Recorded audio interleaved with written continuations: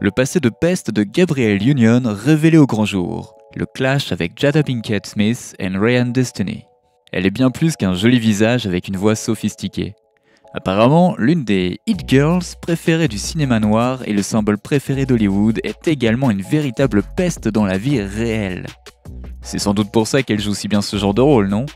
Partager son passé de peste avec le monde entier n'a pas été facile pour Gabrielle Union, qui a révélé ses anciennes méthodes d'intimidation dans son livre de 2017 We're Going to Need More Vine, où elle aborde une série de sujets sérieux comme des agressions et même l'actrice Ryan Destiny qu'elle nomme directement.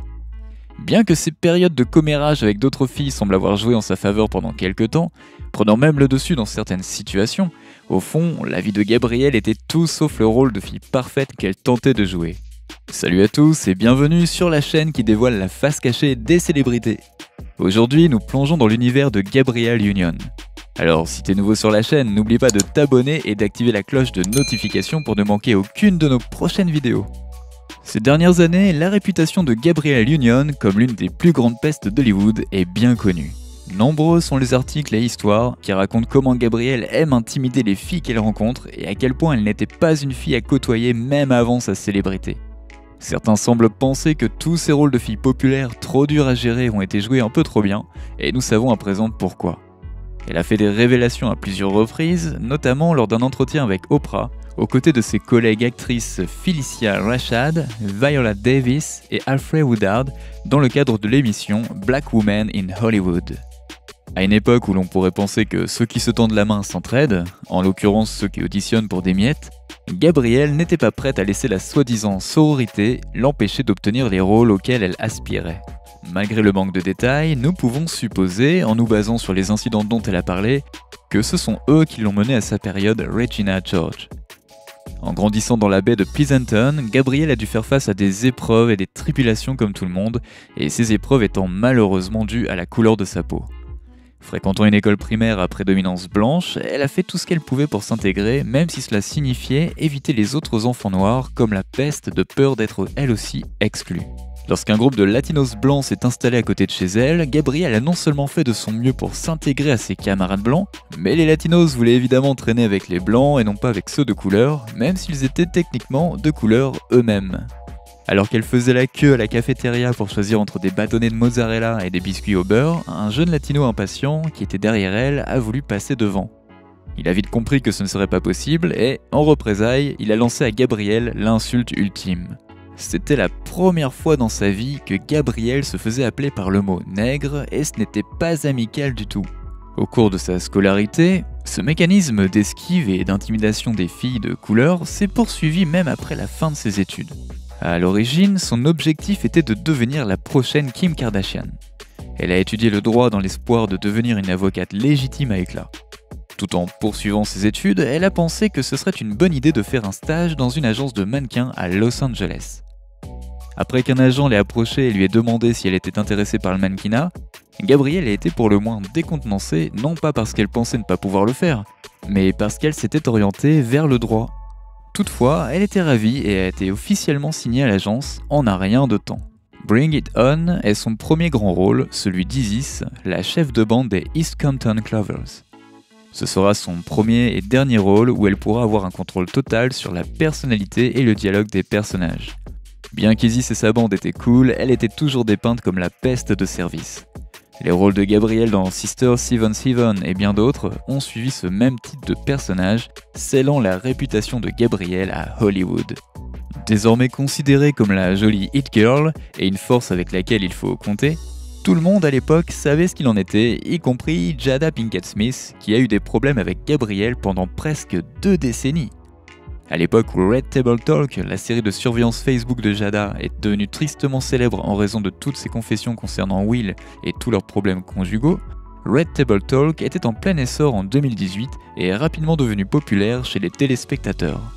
Un épisode a attiré l'attention de tous lorsque Gabrielle Union a été invitée à parler de la soi-disant querelle entre elle et Jada, qui dure depuis que Jaden et Willow étaient encore en bas âge. Les filles se clashaient carrément, mais pourquoi exactement ? Eh bien, nous ne savons même pas et elles non plus. Une fois que Jada s'est adressée à Gabrielle dans l'espoir de mettre fin à leur soi-disant conflit, les deux filles ne semblaient même pas se souvenir de la raison exacte pour laquelle elles se battaient depuis si longtemps. Mais elles sont toutes deux d'accord pour dire qu'il y avait une tension entre elles à chaque fois qu'elles se croisaient. Selon Jada, ce n'était rien d'autre que deux jeunes divas avec beaucoup trop de fierté et d'ego. Lorsqu'on lui demande ce qu'il en est de cette querelle, lors d'une interview au Today Show, Gabrielle insiste sur le fait qu'il s'agit d'un énorme spectacle disproportionné spéculé par nul autre que les médias. Aucune de nous ne sait vraiment ce qui s'est passé à l'époque. Mais les gens qui nous entouraient nous disaient « Tu sais ce qu'elle a dit sur toi ?» Et c'était ça dans les deux camps.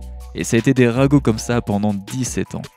On est pourtant toutes les deux des femmes très franches, toutes les deux des militantes, et nos maris sont des amis. J'ai travaillé avec son mari, nous avions toutes les deux trop de fierté et trop d'insécurité pour nous dire « Hey, est-ce que ça s'est vraiment passé ou est-ce que ce sont juste des ragots répétés par des gens qui sont jaloux de nos carrières ?» Lorsqu'elle s'est confiée sur son passé de peste, Gabrielle a dit que c'est une autre actrice et coach de vie, H.E. Johnson, alias la mère de Jodie dans Baby Boy, qui l'a guidée et débarrassée de son esprit haineux et jaloux.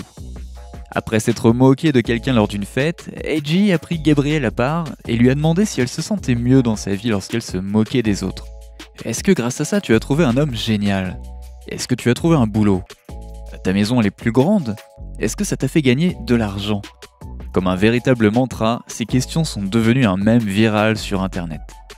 Toutefois, ça a donné à Gabrielle beaucoup de matière à réflexion. Elle s'est rendue sur différentes plateformes et scènes pour partager avec le public ses anciennes habitudes toxiques et a même publié un livre intitulé We're Going to Need More Wine en 2017. Être conscient de soi, c'est bien et tout, mais peut-être qu'être trop transparent n'est pas bon. Inutile de dire que les gens n'ont pas apprécié que Gabrielle parle d'une autre actrice, Ryan Destiny, dans son livre. Elle a écrit que Ryan et elle se sont rencontrés lors d'un cocktail avant les Oscars et que Ryan s'est approché d'elle avec enthousiasme en exprimant à quel point elle était une grande fan de la star de Being Mary Jane. C'était à l'époque où Ryan était une star montante, considérée comme la prochaine Gabrielle Union dans la série musicale de Fox, Star. Gabrielle a fait en sorte de montrer son meilleur visage lorsque les caméras ont filmé la rencontre pour immortaliser l'instant sur les blogs. Ce qui semblait être un moment sympathique entre une star réputée et une nouvelle star était tout sauf positif pour Gabrielle. Voici ce qu'elle raconte sur Ryan dans l'extrait. J'avais entendu dire qu'elle me ressemblait, je l'ai vue en personne et on dirait que je lui ai littéralement donné naissance. C'était moi mais en mieux. Oh mon Dieu, elle a dit « Je te rencontre enfin ». C'est vraiment incroyable. Alors je lui demande « Tu as quel âge, 12 ans ?» Ryan répond « 22 ans. Je t'admire tellement. » Et elle me demande « Est-ce que tu veux être mon mentor ?» Et à cet instant, dans ma tête, je me dis « Mais tu veux que je sois ton mentor? La presse t'appelle littéralement la prochaine Gabrielle Union. Sauf que tu sais chanter et danser. » Je me suis contenté de sourire et les photographes sont arrivés. Il fallait qu'ils immortalisent cet instant de rencontre entre une ancienne et une nouvelle, tout ça pour montrer à quel point j'étais dépassé. Mais moi, j'ai la réputation de ne jamais vieillir. En tout cas, Ryan ne s'attendait pas à voir son nom mentionné dans le livre de Gabrielle. Selon elle, lors de leur première rencontre, Gabrielle était plus que gentille, elle n'aurait jamais cru qu'elle pensait ça à l'époque dans sa tête. Plus tard, lors d'une conversation téléphonique, Ryan a reconnu que Gabrielle l'avait aidé à surmonter ses difficultés mentales. Depuis cet événement, tout va mieux car ils ont été photographiés ensemble. En fin de compte, Gabrielle Union était une peste qui se cachait derrière un joli visage et qui avait une faible estime d'elle-même, probablement due à des années d'intimidation.